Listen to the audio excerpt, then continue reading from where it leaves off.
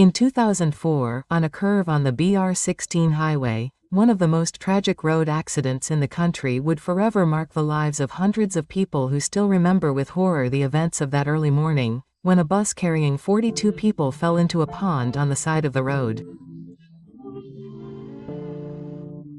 This video will talk about this accident.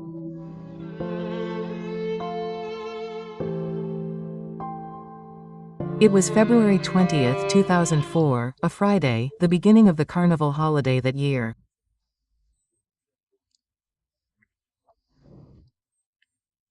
At 8:30 p.m., it would be the beginning of that last trip that would leave Fortaleza, Ceará, bound for Salvador, Bahia, a route of approximately 100 kilometers.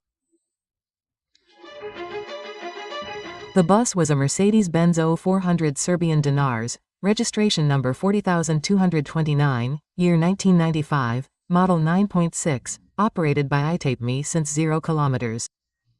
At the time, it was operating the service called Starbus, with capacity for up to 46 passengers. In a moment, we will talk more about the peculiarities of this bus, which will be important for understanding the outcome of this accident. The route to be followed on this trip was the large BR-16 highway in the south. The driver in charge of this first stretch of the trip was Mr. Paulo Lima Monteiro, 43 years old.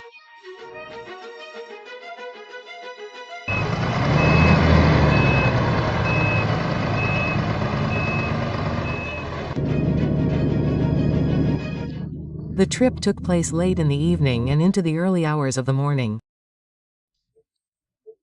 The bus made a planned quick stop at the bus station in the city of Jaguaribe, in Ceará, around 1 a.m., already 300 kilometers from Fortaleza. It continued its journey south, heading to its next stop in the city of Barro, also in Ceará, where it would never reach. After more than 450 kilometers of travel, between 4 and 5 a.m. on that day, the 21st, with only 5 kilometers to go to the city of Barro, the vehicle made a final turn to the left and, at the end of this turn, for some reason, did not align itself with the road again, crossed the opposite lane and fell into the Sipo Dam.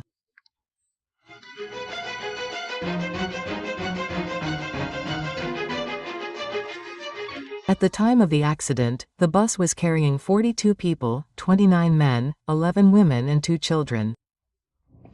According to reports, this reservoir was not always very full, but there had been a lot of rain during this period.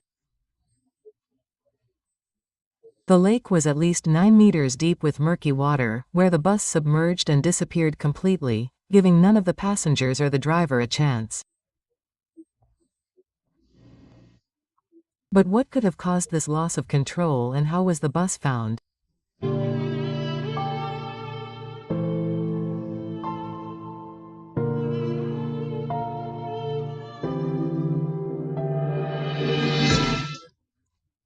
According to witnesses, there are reports that a street vendor was driving a Ford F4000 just behind the vehicle, heading to the city of Barro.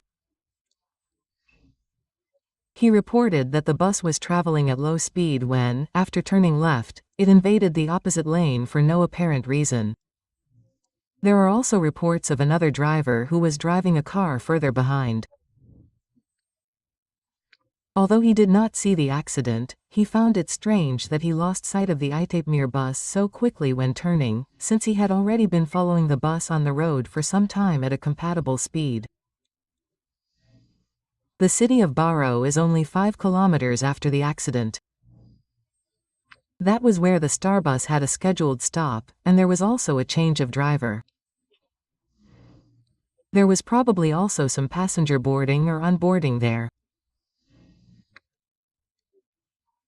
The driver who would continue the trip was already waiting to make the change, and some information from at least 2 drivers about the possible accident also ended up arriving, although in an uncertain way.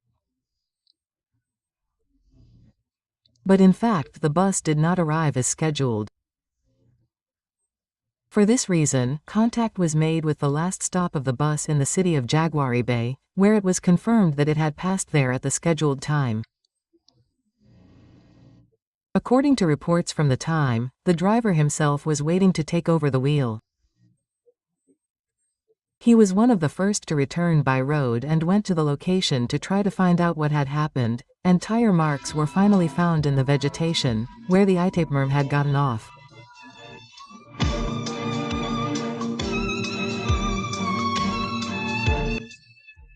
However, there was no trace of the bus, which was located precariously, using a bamboo pole.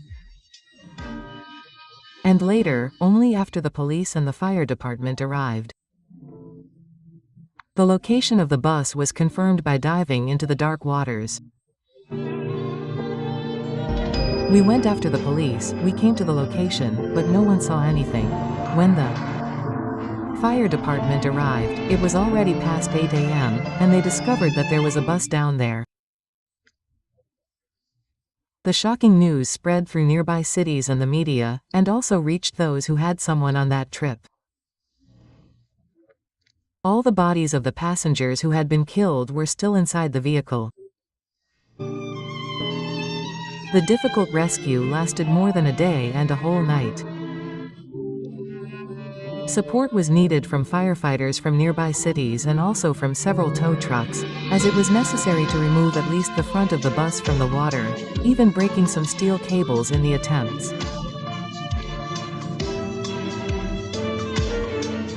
Initially, the driver was the only victim who was not inside the bus. It was speculated that he had left the scene, but his body was found last, submerged outside the bus.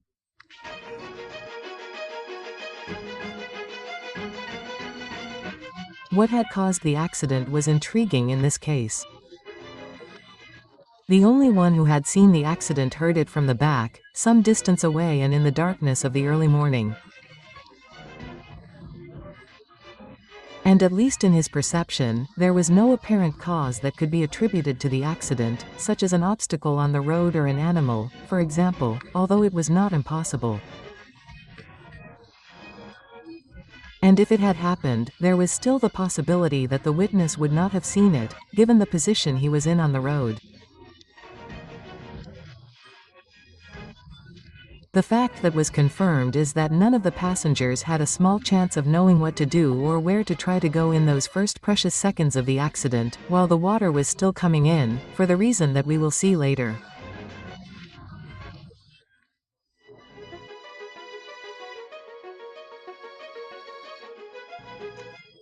The vehicle was removed from the water with little damage, only to some windows after the rescue work. Itapemirim was a large fleet owner of Mercedes-Benz and had its own bus body factory, Technobus. We have already told this interesting story here on the channel. However, even with its own bodybuilder, Technobus, in the 90s, Itapemirim was still unable to meet the entire demand for replacement of its fleet. So, it also acquired ready-made buses directly from Mercedes, having been a major buyer of 0400 monoblocks, like the one that was involved in the accident, which was a model year 956. To give you an idea, in those 2 years, Itapemirim bought 175 Mercedes 0400 units. In fact, it would be the last of these models to be produced in 1996. It was a modern and comfortable bus for the time. 3 axles with air suspension, air conditioning, and a 354 horsepower engine. With it, Itapemirim inaugurated the Starbus Executive Service, which began with the prefix 400.0001. In addition to air conditioning, the service included more comfortable seats with a 55 reclining position, a minibar, and other amenities.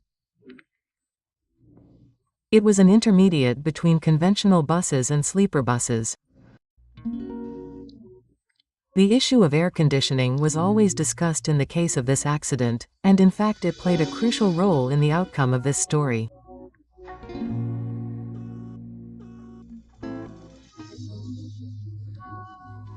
It turned out that in the 1990s, when this bus was manufactured, air conditioning was still being used in buses from several manufacturers, most of which used the same windows as buses without air conditioning, but they were fitted with bolted locks to prevent them from opening and to preserve internal cooling.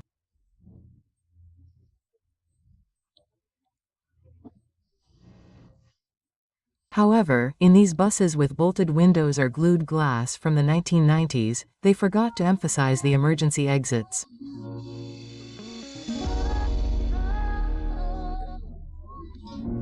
In the case of this bus, the emergency windows had two levers that, when activated, allowed the window to be tilted completely.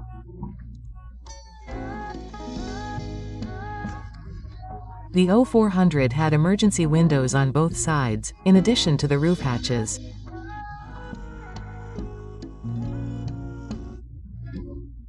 According to the report from March of that year, which talked about the expert report, the emergency windows were intact, had been tested by the experts and were working.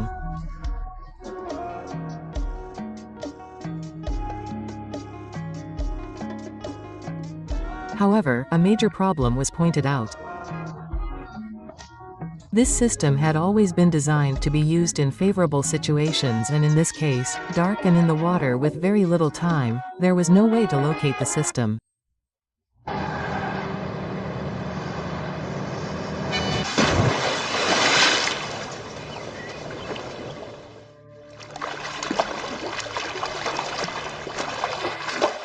This emergency system was already old, as can be seen in this 1967 model, but there was another problem.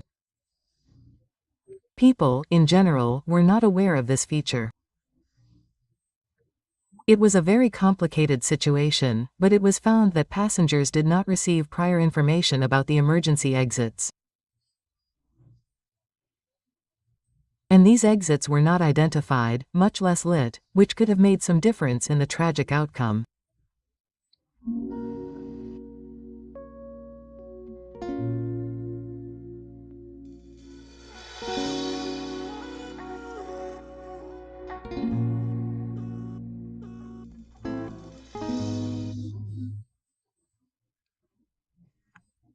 In the same year, some changes were proposed, such as the bill to amend the Traffic Code and Resolution 6430 of the ANTT, which determined that, before the start of the trip, companies should provide information about safety procedures, such as the location of the emergency exit, including explanatory leaflets containing all the information provided by the company, in addition to schematic drawings of the vehicle, indicating the emergency exits and other necessary information.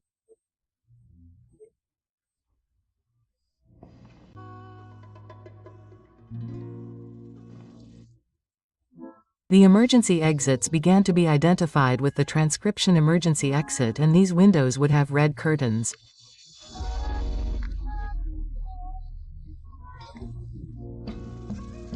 Today, these exits also remain lit. Many have suggested the possibility that the driver fell asleep at the wheel, but analyzing the scene and the images from the time, it is clear that the vehicle made a left turn, which would have been very difficult with the driver asleep.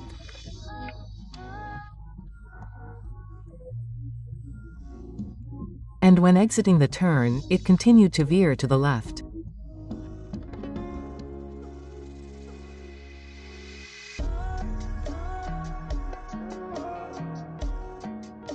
There was also criticism about the long working hours, and on the other hand, witnesses stated that the driver had rested at home before the trip.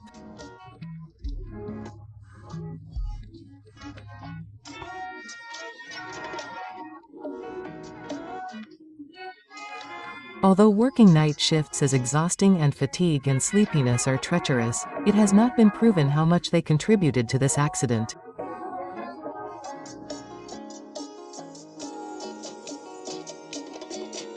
Reports from the time are unanimous in saying that the road was in very bad condition.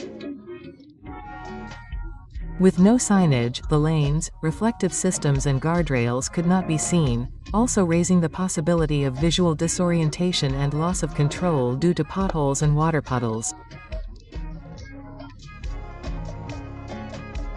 Another theory is that there was a mechanical problem, which, although it was indeed possible, there is no information on proof. The bus remained almost intact after the accident, and the expert report found no problems that could have caused the loss of control.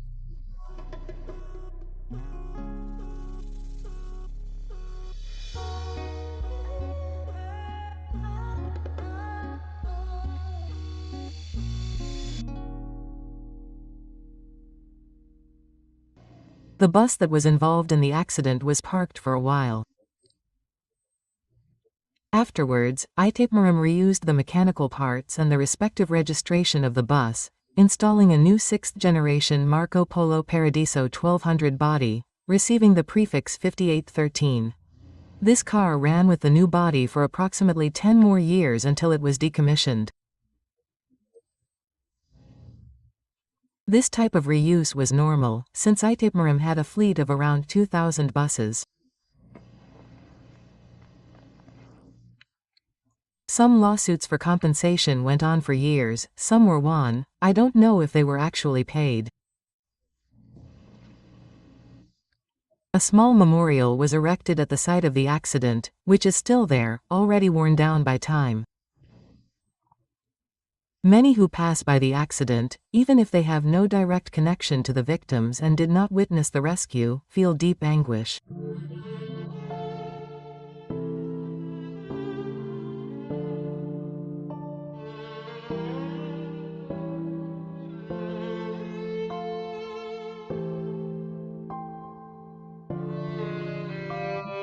So that was the sad story of one of the worst road accidents in the country.